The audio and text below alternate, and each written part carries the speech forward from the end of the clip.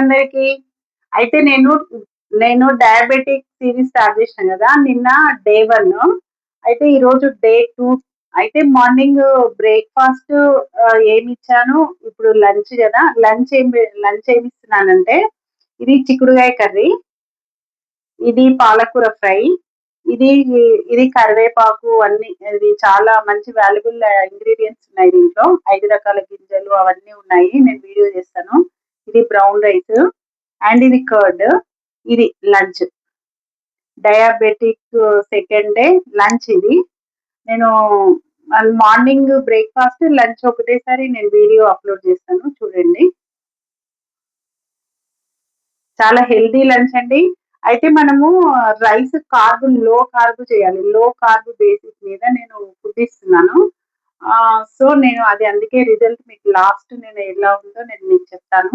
ఓకేనండి. Thank you.